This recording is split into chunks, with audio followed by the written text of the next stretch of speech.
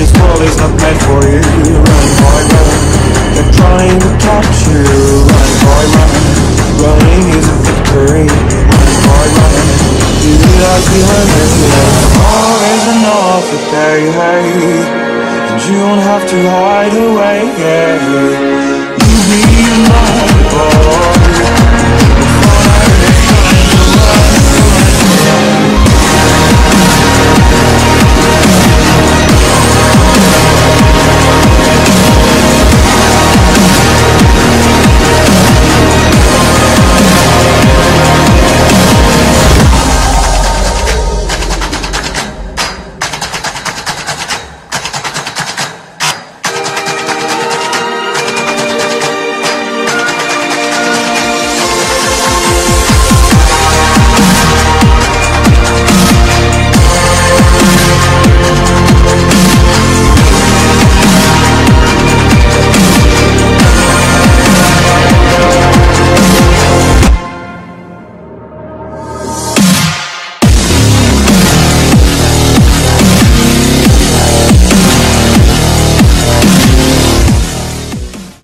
Však to stále Zvolen Bystrica to bolo, či to bola príprave stretnutia, alebo nejaké exibičné, alebo ligové, to stále, tie zápasy sú špecifické, čiže my sme tady čakali, že ten zápas bude sa niesť takéto atmosféra v takom duchu, čiže Zvolen Bystrica to je tá atmosféra, tá vybičovanosť tomu patrí. Ale tak podľa mňa to bolo normálne a bolo to dosť vybičované, ale zase v rámci normy si myslím a aj tie zákroky podľa mňa, čo odpískal ten pán Pruhovanom, neviem, či tak to bol čistý zákrok a nech si to zoberie na svoje tričko. No.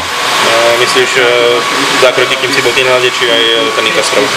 Ten Nikastrov podľa mňa, tam išlo telo na telo a že sa riadne nenajedia, tak to je ich problém už.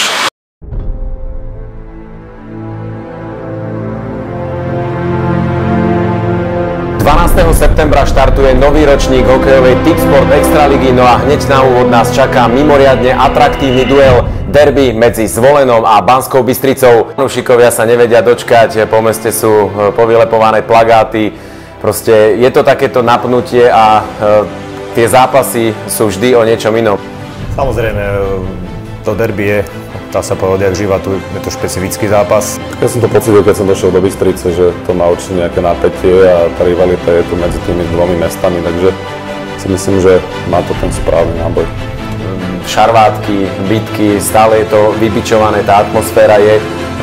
Ja verím, že sa to nestrhne k tým bitkám, lebo ja si myslím, že za posledné roky tie derby boli moc také agresívne, či už aj na tribúnach, aj na lade a vytratil sa z toho také ten hokejový kunšt, si myslí. Tak ono to je v podstate asi história týchto miest, by som povedal, že vždycky tí, čo sú zo Zvolena, tak v mojich zuboch Bystričanov a opačne. Keď som prvýkrát hral derby Bystricou vo Zvolene, tak som otvorený mi pozeral na tú atmosféru, na ten zápas, čo ma to strašne bavilo.